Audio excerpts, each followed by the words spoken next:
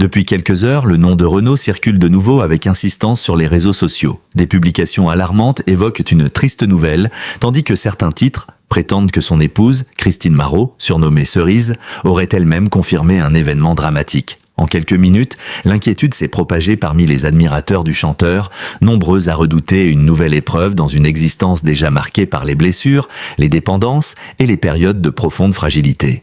Pourtant, au moment de la rédaction de cet article, aucune déclaration officielle attribuable à Cerise, à la famille de Renaud ou à son équipe ne permet d'affirmer qu'un drame récent s'est produit. Cette précision est indispensable. Dans l'univers numérique actuel, une formule comme « il y a 7 minutes » peut donner l'impression qu'un événement vient d'être confirmé, alors qu'elle sert parfois uniquement à provoquer une réaction émotionnelle immédiate. L'émotion suscitée par ces rumeurs n'est toutefois pas difficile à comprendre. Né à Paris le 11 mai 1952, Renaud Séchant occupe depuis plusieurs décennies une place particulière dans le cœur du public français. Il n'est pas seulement l'interprète de chansons populaires. Il incarne une voix, une manière de raconter la rue, l'enfance, la révolte, les amours perdus et la solitude. Sa fragilité fait partie de son histoire publique, au même titre que sa colère, son humour et son immense tendresse.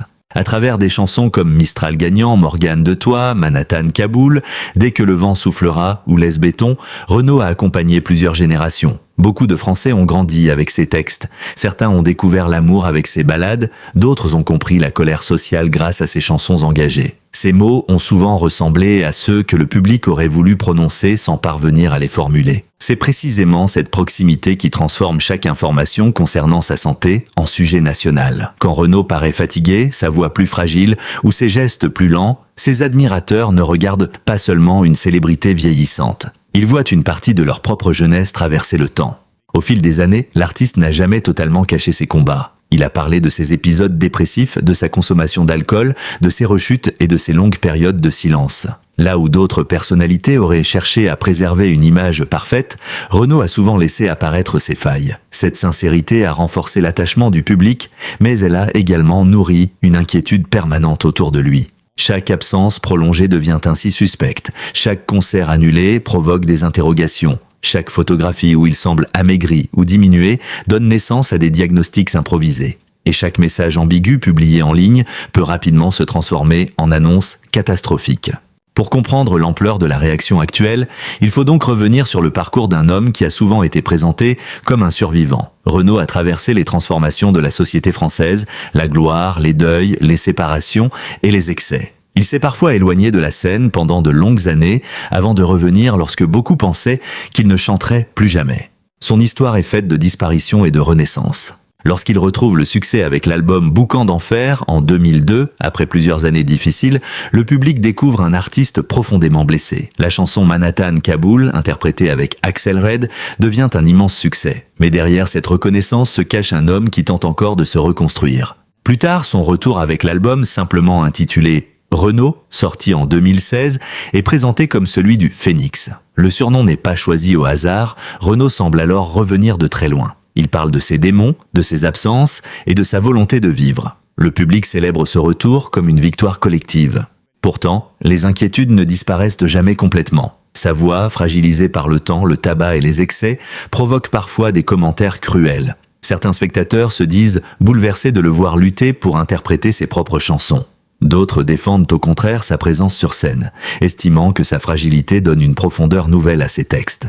Dans cette histoire mouvementée, Cerise occupe désormais une place essentielle.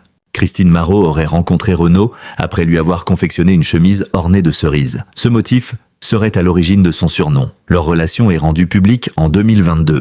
À cette époque, l'artiste paraît retrouver un équilibre affectif après plusieurs années de solitude et de turbulence. Le couple se marie le 4 mai 2024 à Paris, lors d'une cérémonie réunissant leurs proches et plusieurs personnalités du monde de la culture. Pour Renaud, cette union semble représenter bien davantage qu'une simple étape sentimentale. Elle devient le symbole d'un nouvel apaisement. Cerise apparaît progressivement comme une présence protectrice. Elle l'accompagne, veille sur lui et l'aide à organiser une existence plus stable. Selon plusieurs témoignages médiatiques, elle aurait joué un rôle important dans son éloignement de l'alcool et dans son retour à une vie quotidienne plus sereine. Voilà pourquoi les publications affirmant qu'elle aurait confirmé une tragédie mais provoquent une émotion aussi forte. Dans l'imaginaire du public, Cerise est devenue celle qui protège Renaud. Si elle prenait réellement la parole pour annoncer une mauvaise nouvelle, celle-ci semblerait immédiatement grave et définitive. Mais aucune preuve vérifiable ne permet actuellement de soutenir cette affirmation. Il faut alors se demander pourquoi ce type de récit apparaît avec autant de facilité. La réponse tient en partie à la structure même des réseaux sociaux. Une annonce dramatique attire davantage l'attention qu'une information prudente. Elle provoque des clics, des commentaires et des partages. Lorsqu'elle concerne une personnalité aimée et perçue comme vulnérable, son pouvoir émotionnel devient encore plus grand. Le cas de Renaud est particulièrement révélateur. Sa biographie comporte suffisamment d'épreuves réelles pour rendre vraisemblable presque n'importe quelle rumeur. Il a connu des périodes d'alcoolisme sévère, des hospitalisations, des chutes, des dépressions et des annulations de concerts. Il suffit donc d'associer une photographie ancienne à une phrase alarmante pour donner l'impression qu'un événement vient de se produire. Mais la vraisemblance n'est pas une confirmation. L'histoire de Renaud mérite mieux qu'une succession de fausses alertes. Elle mérite un regard attentif sur ce qui constitue son véritable drame. Le combat d'un artiste contre le temps, la dépendance, la solitude et la peur de ne plus être capable de transmettre ses chansons. La triste nouvelle lorsqu'on refuse d'inventer un événement est peut-être simplement celle-ci.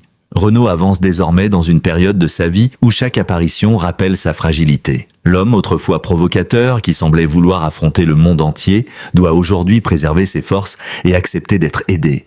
Pour son public, ce changement est difficile à observer. Mais il ne signifie pas nécessairement qu'une catastrophe vient de se produire. Il raconte plutôt une vérité universelle, même les idoles vieillissent, même les voix les plus puissantes finissent par trembler, et même les artistes qui ont survécu à tant d'épreuves demeurent de vulnérables.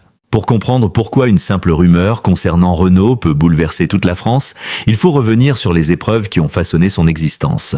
Derrière le chanteur populaire, le provocateur et le poète des quartiers se cache un homme marqué par une succession de fractures intimes. La première grande tragédie de son parcours reste la mort de son ami Coluche, décédé dans un accident de moto en juin 1986.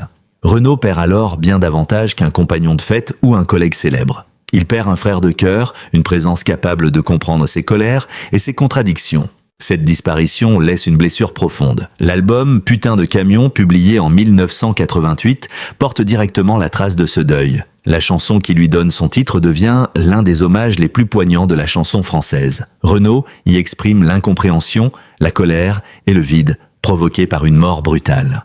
Le décès de Coluche semble également précipiter une période plus sombre. Renaud, déjà sensible à la mélancolie, s'enfonce progressivement dans l'alcool et la dépression. Sa vie artistique continue, mais son équilibre personnel devient instable. Au fil des années 1990, ses blessures sentimentales s'ajoutent à son mal-être. Sa séparation avec Dominique Kilicchini, la mère de sa fille Lolita, met fin à une longue histoire d'amour. Renaud vit cette rupture comme un effondrement. Il s'isole, boit davantage et paraît perdre le goût d'écrire. Sa relation puis son mariage avec Roman Serda lui apportent un nouvel espoir. Leur fils Malone naît en 2006. Mais cette union se termine elle aussi par une séparation. Une fois encore, l'artiste doit affronter la solitude et le sentiment d'échec. Ces événements ne constituent pas de simples épisodes dans une biographie. Ils nourrissent directement son œuvre. Chez Renaud, la frontière entre la vie privée et la chanson est presque inexistante. Ses proches, ses amours, ses enfants et ses deuils apparaissent régulièrement dans ses textes. Cette transparence transforme son répertoire en journal intime collectif. Lorsqu'il souffre, le public le sait. Lorsqu'il aime, le public le ressent. Lorsqu'il rechute, ses silences deviennent presque aussi éloquents que ses chansons. Son combat contre l'alcool constitue probablement la lutte la plus longue et la plus destructrice de sa vie. Renaud n'a jamais prétendu avoir remporté une victoire définitive. Il a connu des périodes d'abstinence, puis des rechutes. À plusieurs reprises, ses proches ont tenté de l'accompagner vers des soins et une vie plus stable. L'artiste a décrit l'alcool comme un refuge trompeur. Il lui permettait temporairement d'oublier la solitude, mais l'éloignait progressivement de l'écriture, de la scène et de lui-même. Son visage change, sa voix s'abîme et son énergie diminue. Pourtant, même dans les moments les plus difficiles, son public ne l'abandonne pas. Cette fidélité repose en partie sur une forme d'identification. Renaud ne se présente pas comme un héros invincible. Il est l'homme qui tombe, promet de se relever, rechute et recommence. Son retour au milieu des années 2010 suscite ainsi une émotion considérable. Il ne s'agit pas seulement du lancement d'un album. Pour beaucoup, c'est la preuve qu'un homme peut revenir après avoir presque tout perdu. Mais cette renaissance demeure fragile. Lors de certaines apparitions publiques, Renaud semble avoir du mal à parler ou à chanter. Les images provoquent de nombreux commentaires. Certains observateurs dénoncent une exploitation commerciale de sa fragilité. D'autres considèrent au contraire qu'il reste libre de monter sur scène et que le public accepte désormais sa voix telle qu'elle est. La question est complexe. Faut-il protéger l'artiste contre son propre désir de continuer ? Faut-il lui demander de se retirer parce que son corps ne correspond plus aux souvenirs que le public conserve de lui ? Ou faut-il accepter que la vieillesse et la vulnérabilité fassent aussi partie du spectacle de la vie ? Renaud semble avoir choisi la deuxième voie. Il ne prétend plus être le chanteur des années 1980. Il apparaît avec ses faiblesses, ses hésitations, et cette voix devenue presque murmurée. Pour ses admirateurs les plus fidèles, chaque concert ressemble moins à une performance qu'à une rencontre. C'est dans ce contexte que Cerise entre dans sa vie. Leur différence d'âge a suscité de nombreuses réactions, parfois bienveillantes, parfois méfiantes. Certains ont immédiatement vu en elle une femme intéressée par la célébrité du chanteur. D'autres ont souligné l'effet positif de sa présence sur son quotidien. Renaud, lui, a publiquement évoqué son bonheur. Il apparaît amoureux et reconnaissant. Après des décennies de turbulences sentimentales, il semble découvrir une relation plus paisible, construite autour de la protection et de la simplicité. Le couple s'installe notamment dans l'ouest de la France, loin de l'agitation parisienne. Ce choix correspond au désir ancien de Renaud de mener une existence plus discrète, entourée d'objets familiers, d'amis proches et de paysages capables de l'apaiser. Cerise ne peut évidemment pas effacer les blessures du passé. Elle ne peut pas restaurer la voix que le temps a transformée, elle ne peut pas non plus garantir qu'aucune difficulté médicale ou émotionnelle ne surviendra. Mais elle représente une présence stable dans un parcours longtemps dominé par l'instabilité. C'est peut-être là que se trouve la véritable signification de leur mariage. Pour Renaud, il ne s'agit pas seulement de célébrer un amour tardif. Il s'agit de reconnaître publiquement la personne qui l'accompagne dans une période où il ne veut plus affronter seul ses fragilités. Les rumeurs actuelles exploitent précisément cette relation protectrice. En affirmant que Cerise aurait confirmé un drame, elles utilisent la personne la plus crédible pour donner du poids à un récit non vérifié. La méthode est efficace. Une épouse inquiète, une idole fragile, une annonce présentée comme récente et une absence de détails suffisamment précise pour empêcher toute vérification immédiate. Mais cette mise en scène médiatique révèle aussi quelque chose de plus profond sur notre relation aux célébrités vieillissantes. Le public semble constamment attendre le dernier chapitre. Chaque ralentissement est interprété comme un adieu. Chaque annulation devient un signe fatal. Chaque silence paraît annoncer la fin. Renaud se retrouve ainsi prisonnier d'un récit dans lequel on le croit toujours au bord du pire. Or, sa vie ne se résume pas à ses maladies ou à ses rechutes. Elle raconte également une résistance exceptionnelle. Peu d'artistes auraient pu survivre à autant de périodes d'effacement tout en conservant un lien aussi fort avec leur public. Il a perdu des proches, connu plusieurs séparations et traversé des années de dépendance. Il a vu son corps et sa voix changer sous le regard de millions de personnes. Malgré cela, ses chansons continuent d'être écoutées, reprises et transmises. La véritable tragédie serait peut-être de réduire un tel parcours à une annonce sensationnaliste. Renaud n'est pas seulement un homme dont on surveille la santé. Il est l'auteur d'une œuvre qui restera après lui.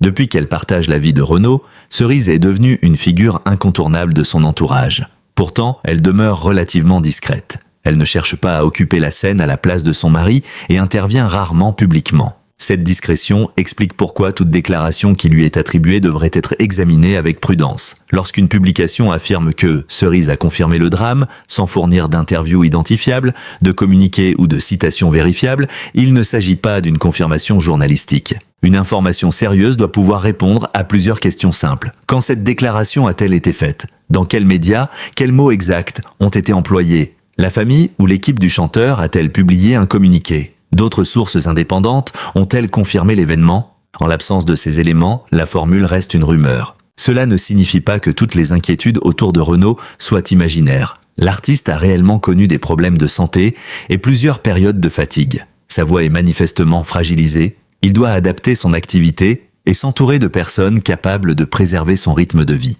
Mais transformer cette vulnérabilité connue en catastrophe récente serait trompeur. La situation révèle le fonctionnement d'une industrie de l'émotion où la tristesse devient un produit. Les titres sont construits pour donner au spectateur le sentiment qu'il risque de manquer une annonce essentielle. Les expressions « il y a quelques minutes »,« sa famille confirme » ou « essayer de ne pas pleurer » sont souvent utilisées pour contourner la réflexion et provoquer un clic immédiat. Le nom de Cerise renforce encore ce mécanisme. Parce qu'elle est son épouse, elle semble incarner une source naturellement crédible. Pourtant, une phrase répétée par plusieurs comptes anonymes ne devient pas vraie simplement parce qu'elle est attribuée à un proche. La prudence est d'autant plus importante que les fausses nouvelles concernant la mort ou l'hospitalisation de célébrités peuvent blesser les familles. Elles contraignent parfois les proches à démentir des événements qui n'ont jamais eu lieu. Elles provoquent également une détresse réelle chez les admirateurs. Dans le cas de Renaud, ce phénomène prend une dimension particulière. Ses chansons ont accompagné des moments intimes de la vie de millions de personnes. Une annonce dramatique le concernant est donc vécue comme une perte personnelle. Pour certains, un Mistral gagnant évoque un parent disparu. Pour d'autres, Morgane de Thoix rappelle la naissance d'un enfant. Manhattan Kaboul renvoie à une époque marquée par la peur et la violence. Dès que le vent soufflera rappelle les voyages, la liberté et l'adolescence. Renaud appartient ainsi à la mémoire émotionnelle de la France. La peur de le perdre est réelle, mais elle ne doit pas justifier la diffusion d'informations non vérifiées. Au contraire, l'attachement au chanteur devrait inciter à davantage de respect. Ce respect consiste également à reconnaître son droit de vieillir. Pendant longtemps, l'industrie musicale a valorisé l'énergie, la puissance vocale et l'apparence.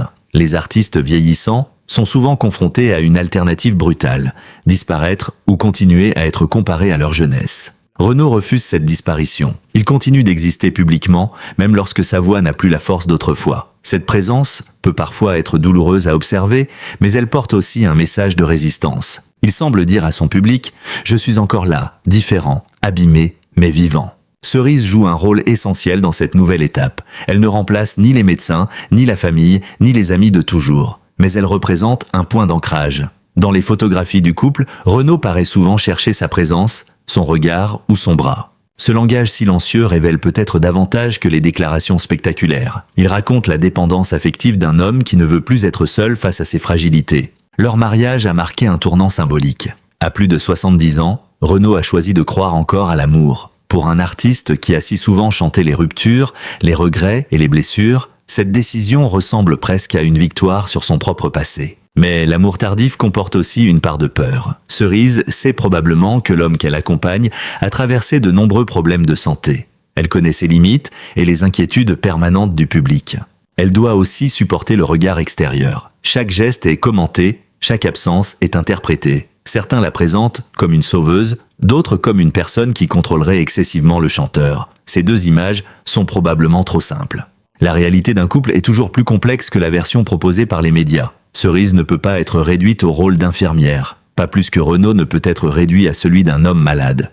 Leur relation est avant tout une histoire privée dont le public n'aperçoit que quelques fragments. Aujourd'hui, aucune preuve sérieuse ne permet donc d'affirmer que Cerise aurait annoncé une tragédie. Le titre qui circule doit être considéré comme une formulation dramatique non confirmée. Cela n'empêche pas de réfléchir à la véritable triste nouvelle que représente le vieillissement de Renaud. Le temps lui a retiré une partie de sa puissance vocale. Il lui a imposé des limites que le chanteur rebelle des débuts n'aurait probablement jamais imaginées. Mais le temps ne lui a pas retiré ses chansons. Son œuvre continue de vivre indépendamment de ses performances actuelles.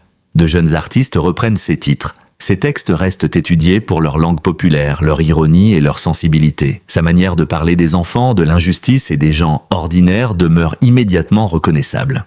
Renaud a longtemps porté le surnom de chanteur énervant. Il était celui qui dérangeait, contestait et refusait la neutralité. Aujourd'hui, il émeut peut-être davantage par sa vulnérabilité que par sa colère. Ce changement ne diminue pas son importance, il l'humanise. La fin de son histoire publique n'a pas encore été écrite. Personne ne devrait tenter de l'inventer à sa place. Ni les réseaux sociaux, ni les chaînes à sensations, ni les titres prétendant annoncer un événement qui n'a pas été confirmé. Pour l'instant, le récit le plus honnête est celui d'un homme qui continue d'avancer avec difficulté, soutenu par son épouse et entouré par l'affection de son public. Un homme qui a connu plusieurs vies. Le jeune révolté des rues parisiennes, le chanteur populaire au bandana rouge, le père tendre écrivant pour sa fille, l'ami dévasté par la mort de Coluche, l'artiste englouti par l'alcool, le phénix revenu de ses propres ruines, et enfin l'homme vieillissant qui cherche auprès de Cerise un peu de paix. Cette histoire contient déjà suffisamment de douleur, de courage et de vérité. Elle n'a pas besoin d'un faux drame supplémentaire. La véritable leçon est peut-être simple. Tant qu'aucun communiqué officiel ne confirme une nouvelle grave, il faut refuser de transformer la peur en certitude. Aimer un artiste, c'est aussi respecter sa vie, sa famille et son droit à la vérité. Renaud demeure l'une des voix les plus singulières de la chanson française. Une voix éraillée, affaiblie par le temps, mais toujours chargée d'une émotion que des millions de personnes reconnaissent dès les premiers mots. Et tant que cette voix continue de résonner dans les maisons, les voitures, les souvenirs et les cœurs, aucune rumeur ne pourra écrire définitivement le dernier chapitre à sa place. Au fond, l'histoire de Renaud ne se résume ni aux rumeurs, ni aux blessures, ni aux titres alarmants qui prétendent annoncer trop vite le pire. Elle raconte surtout le destin d'un homme qui est tombé plusieurs fois, mais qui a toujours trouvé une raison de se relever. Aujourd'hui encore, entouré de cerises, de ses proches et de l'affection intacte de son public, il demeure le symbole d'une génération qui a appris à rire, à pleurer et à résister avec ses chansons. Tant qu'aucune annonce officielle ne vient confirmer une tragédie, la prudence reste essentielle. Respecter Renaud, c'est aussi refuser les fausses certitudes et préserver la dignité de son histoire. Et vous, quelle chanson de Renaud a marqué votre vie? Partagez votre souvenir dans les commentaires. Votre témoignage permettra de faire vivre encore davantage l'héritage de cet artiste unique. Si cette vidéo vous a touché, n'oubliez pas de laisser un pouce bleu, de vous abonner à la chaîne et d'activer la cloche de notification afin de ne manquer aucune de nos prochaines histoires consacrées aux grandes figures de la chanson française. Merci de votre fidélité et à très bientôt pour une nouvelle vidéo.